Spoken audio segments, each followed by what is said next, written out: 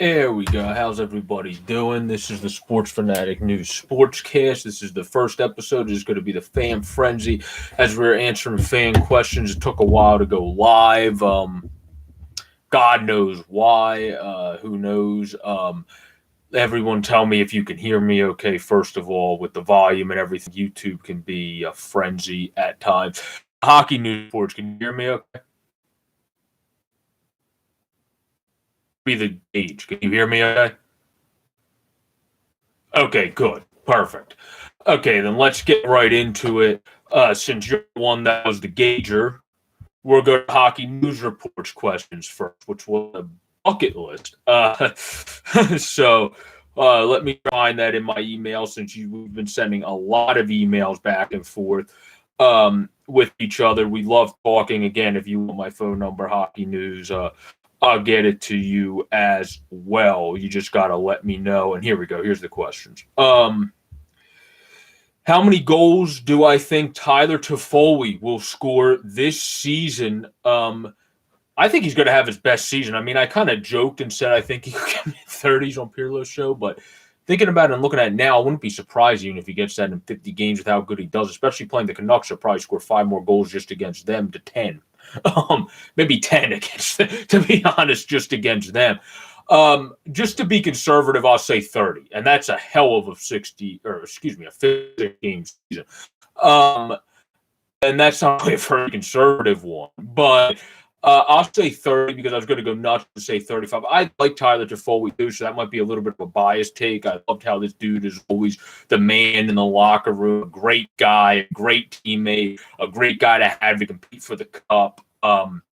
He's doing wonders, and I think he's going to keep doing wonders out there. The next question Hockey News Report submitted was, do you think the Wild can make the playoffs over the Kings, Ducks, Sharks, or Coyotes?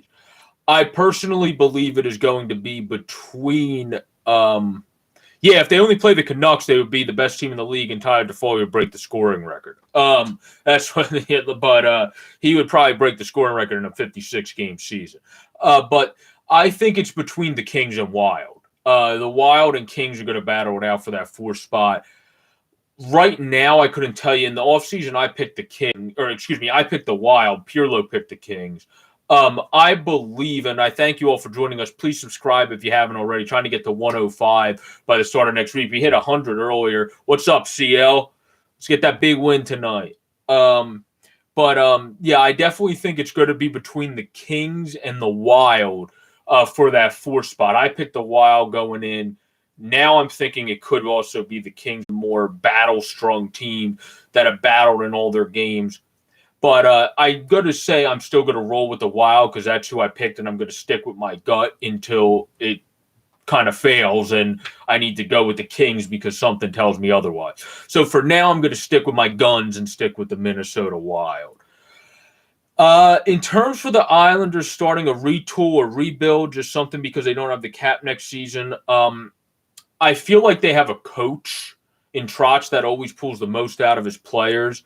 That's why, personally, myself, I don't think they have to do that because I think they could probably get, like, for example, an Adam Gaudette of the world would probably take off on the Islanders. I know Pirlo and I talk highly of him. If he went to the Long Island, he would probably take off and really, really, really have a very, very great season. Someone just as that example. Hell, Tyler Pitlick, if he played for the Islanders, with how he's playing in Arizona, would be a very good pickup for them as well. That would be a very nice play and a very nice pickup for them. So, yeah, I mean, I think the Islanders are fine. They have a team that they're struggling right now, but they have a team that's always able to figure it out. Sorokin's also not off to as good of a start as you hoped early in his career. Their defense got hit by not having that veteran in Boychuk anymore in their defense. And sometimes when you lose that veteran presence, you need to have another leader step up and become the new leader. And then Taves goes to Colorado, who didn't even need another defenseman. That just the embarrassment of riches. Now you got Timmins, Taves, when everyone's healthy, McCarr, you got Byram, and the list goes Gerard. I mean, come on. That's not even fair. So I think that's a mistake that the Islanders made. They should have kept Taves, but they didn't, and that's biting them in the butt right now. Who do you think would be the best thing, or what do you think would be the best thing for the Rangers blue line? Excuse me. Trading for another defenseman. You definitely, Trouba hasn't been as good as you want him to be. Actually, he really hasn't been that good at all since coming to New York. And you need him to rebound in order to live up to that contract. Bit of a point stretch for Lindblom recently. I hope he lights it up tonight. Yeah, I agree, CL, totally. I definitely hope that Lindblom lights the laser shot that he has and lights the lamp with that laser shot tonight. I definitely agree with it. That take right there for sure. In terms of going back to what I was saying, best thing with the Rangers, getting a veteran defenseman. Heck, they got a Mete who I think is underrated. I think that could help them as well because Victor Mete's plus. I still can't remember if it's 25 or 29 in his career, but either way, he's good in the defense zone. He can get the puck out of the zone. Really like him. We talked about Mike and I talked about that in our preview to tonight's game, who did fantastic in his first podcast. That rush for Flyers nitty gritty. He was a baller in that first part. He performed like G in his first game. So yeah, he definitely looked very good out there.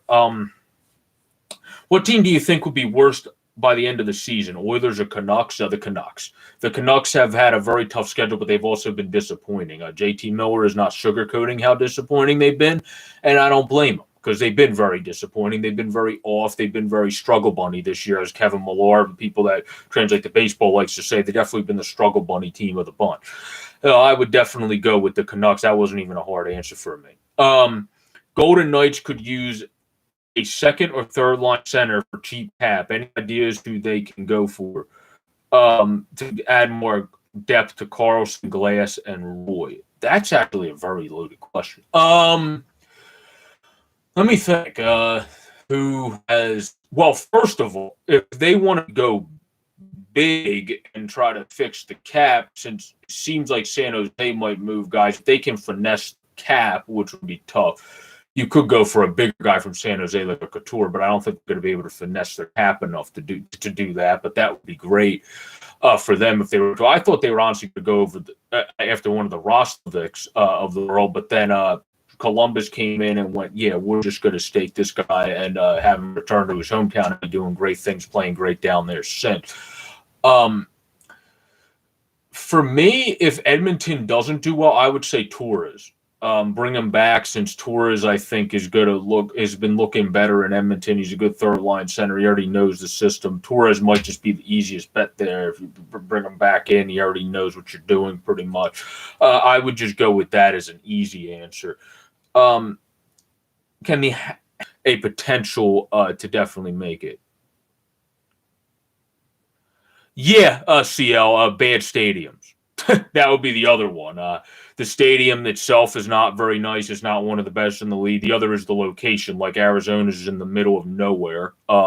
And so is it. That's why it seems like the league's going to move them back there before they move them out of town, if that has to eventually happen, which I don't think will happen if they move them back in town. They have better attendance numbers when they were back towards as of yet. It's starting to build numbers-wise, but it hasn't traveled, especially in Zona. But I think if they move that team back, they'll be pretty good down there, and as some people say, pretty Gucci. But do you think the Devils can make the playoffs this season? No. I personally don't. I didn't pick them to make it. I think they're about a year or two out.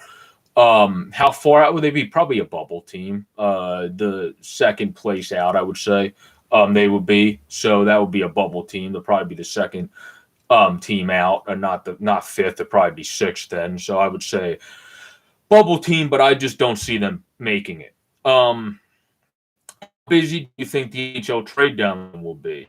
Also, how busy do you think it will be between an American team and a Canadian? The American and Canadian, there was already a trade, so I think they might get rid of the lag between teams wanting to potentially do that since they already saw a trade like such. So I feel like that might make teams more comfortable in doing such.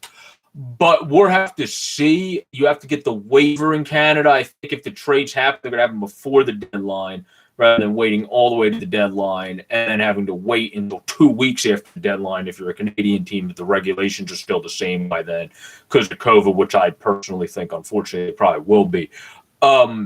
you're going to have to wait 2 weeks, which is a pain in the butt. Teams that are competing more than we thought that are going to need additions. Like the Kings, for example, could use another defender themselves, and they're great with defense. So if you want to just make your career peaches and gumdrops and you're a defenseman that's been a little bit struggle bunny recently, go to the Kings. You'll get fixed right up. And then like we said on Peerless Pockets, Dougie Hamilton's going to win some Norrises out there with the Kings, with how well that they pull the most out of the defense. And you see the best. He's already pretty solid on defense, and some people trash him for no reason when it comes to his defensive game. But he'll go off overall if he goes to the Kings. Mark my words. Trade deadline will be active. I think you'll see some guys. You might even see Malkin move if Hextall ends up being the GM.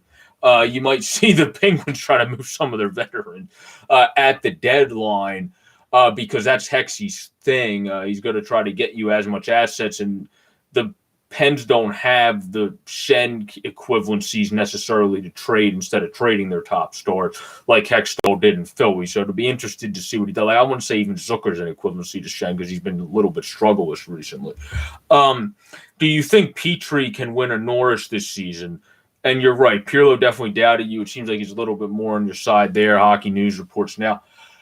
It's between him and McCarr right now. It's between the young gun and the veteran stud. I think Claude Drouin can win the Jack Adams because of his chemistry with the team. What do you think of Ivan Bergevin for being the best GM of the year? Guy was trash in the past, and now all of a sudden everything's great. And he's just doing it and balling out there as a GM and making all the right moves. Anderson looks brilliant. A brilliant move when it was questioned in the offseason. Bringing over Romanov looks great. When he was out of the lineup, it actually affected the power play negatively, but it's actually a positive sign, which is funny because, it just shows how good that guy is early on. So it's actually a positive sign that it showed the struggle a little bit when he was out because it just shows how good he was early on. And it's definitely a good thing for those Montreal Canadiens. But that was all of the Hockey News Report's questions. So now we can get into other people's questions we have now.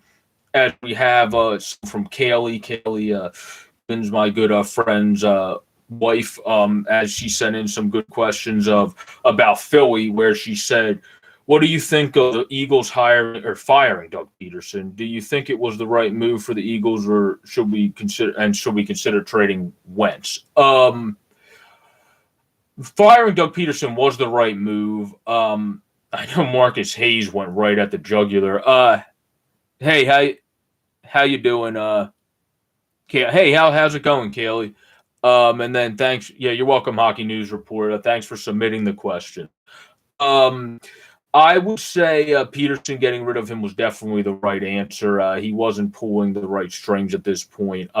Marcus Hayes went right at the jugular, though, and said the Eagles got rid of Gomer Pyle to hire Barney Fife. That's literally what he said for anybody. Now, Marcus Hayes needs to get updated references. But for anybody that understands that reference, that really means you got rid of a goofy goober for basically Dumb and Dumber.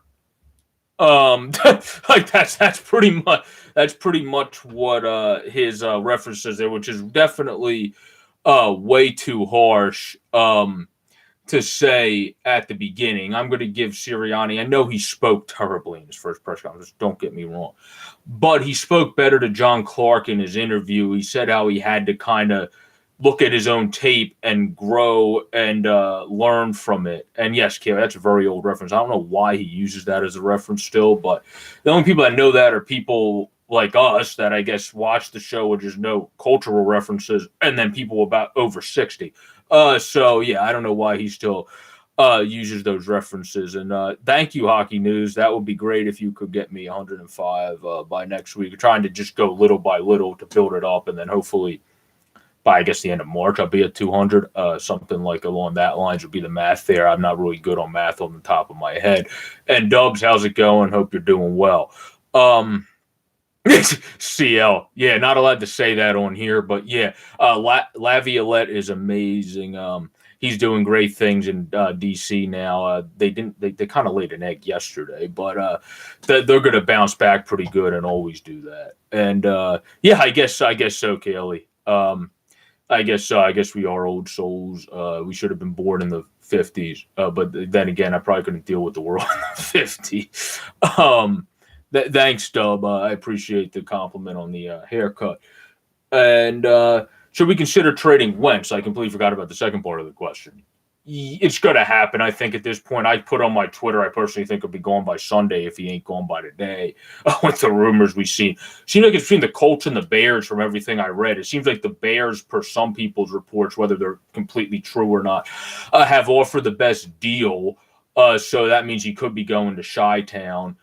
Or he'll go to the Colts, which is probably where he'll end up having the most success away from the Eagles because of Frank Wright and going to the Frank Wright system.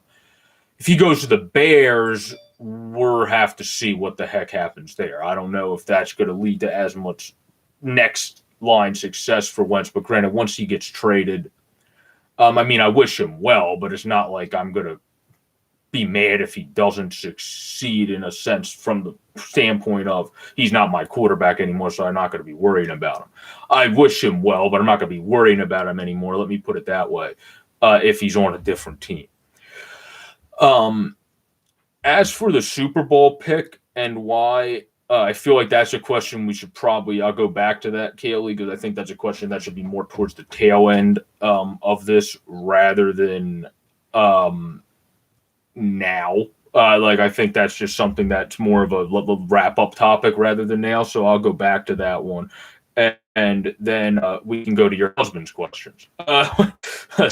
Switch it from the one family member to the other family member, as we'll go to Jack now for his questions. And his first question is, do you think with Giroux and Voracek aging and specifically Giroux's contract entering his final season soon, that the Flyers' window of opportunity is closing? Or can they rely on the young talent and prospect pool to keep them relevant post-Giroux? Well, first of all, the second part of that question is going to be interesting if there ever is a post-Giroux. I personally think Giroux's actually going to play his whole career there, or here. Here, there we go. Now I can speak. That's probably a hot take, but I think they'll get him for at most $5 million in his next contract. He's starting to show that he's a good role player at this point, fills in the right role, and does that. So I would say he's probably going to do that. In terms of the prospect stepping up, yeah, I have full confidence. I mean, Jay O'Brien's doing great in Boston right now, so if he can keep doing his thing, then he's got – I don't know why I said that like that, but if he can keep doing his thing, he's got that going for him. LeBurge is a guy that some people are giving up on because of injuries.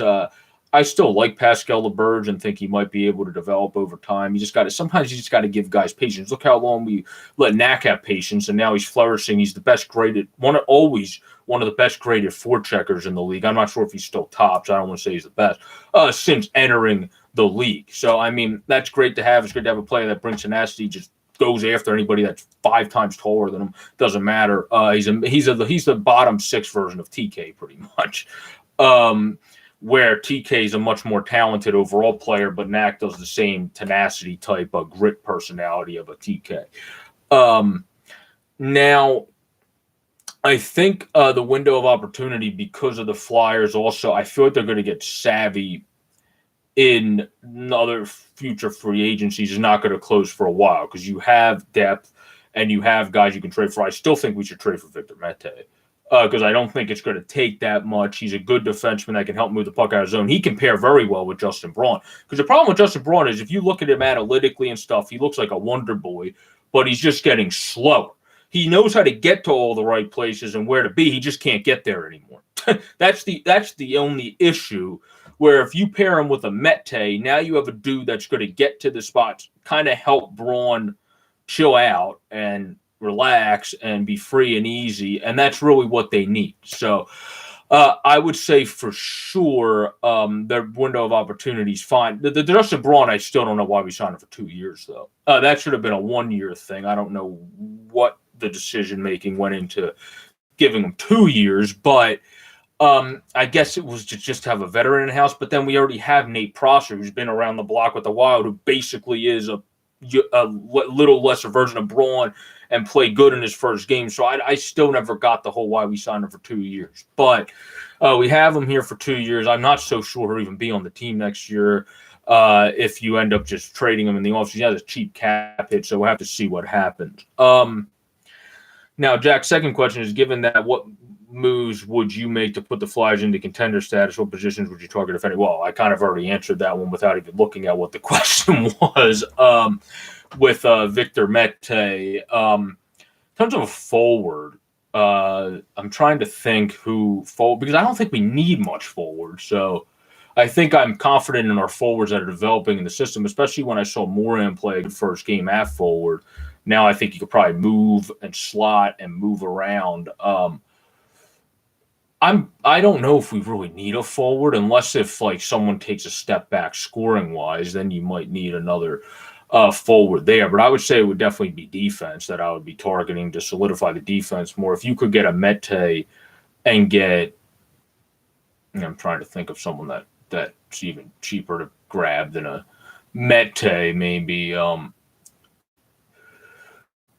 Well, if you want to get a Mete and Dermott, I would be fine with that. I just don't think the Flyers should only get Travis Dermott because he's more offensive, and I think he would replace Gustafsson because he's a little bit more defensive than Gustafsson, which is obviously not saying much because Gustafsson is putrid on defense. But Dermott is definitely more more defensive than Gustafsson, and also very solid offensively, and probably needs a change of scenery to really flourish. It just seems like he's in a spot where he's in limbo right now, and if he goes elsewhere, he probably could pounce and take off. So I would say those would be a couple guys.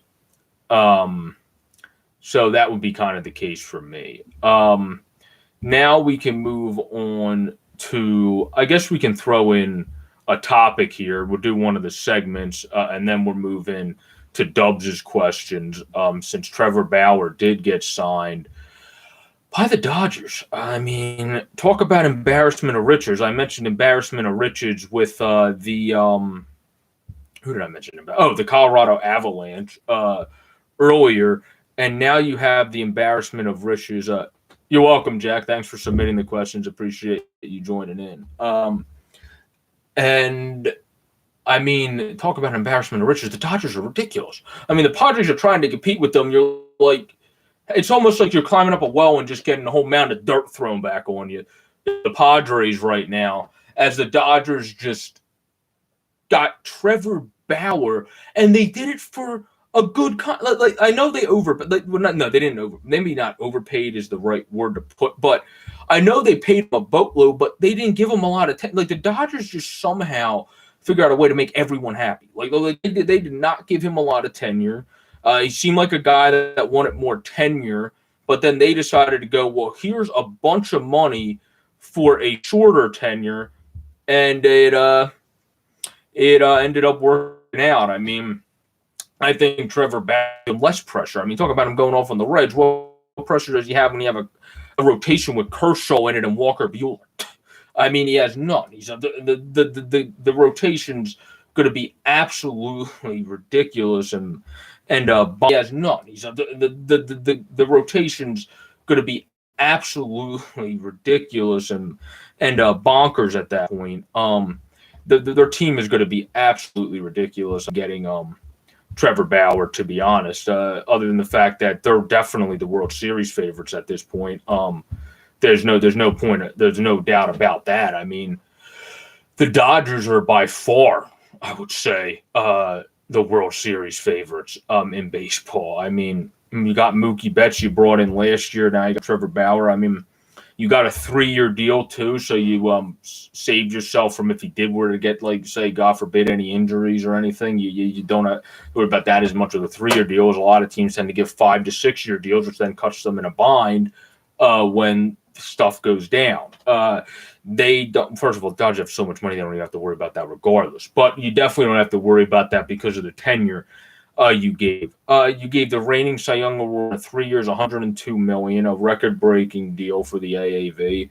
But I personally think he's worth it, especially for a team like the Dodgers, who are trying to win again and continue to get over that hump. And it took them a while to get over first time to do this because, like I said, it's like you're climbing up a well and you're just getting dirt thrown on. You're a 2x4 or something. Like they keep trying to catch them and they're just have a chance to win that division after this move. So even with how many moves they made, which is ridiculous to say because their team's stacked, but that's just how ridiculous the Dodgers are. I don't think the Padres have a chance to win the division. I think it's going to go to the Dodgers. They're the experienced team. They're a team that's been there and done that. And I think that's going to continue to propel them over. On top of that, they have a heck of a lot of talent on their team. So, I think the Dodgers are cruising and smooth sailing, and they're going to be the team that is definitely the World Series favorite heading into this year for sure. Now, to stick with the family, we'll go to Eric's question, and then Eric's questions, then I'll go to Ryan's questions. Do you think the Eagles will get rid of Wentz due to the Twitter rumors and the Colts' interest? Someone else that was already asked by Kaylee, but yes, I think Wentz, like I said, will be gone by Sunday. I think the Colts are probably likely, like you brought up, Dubs, the scenario, or the Chicago Bears. It seems like those two are the best scenarios. In terms of it not coming back to bite you, you're definitely probably better off trading the Bears. But it's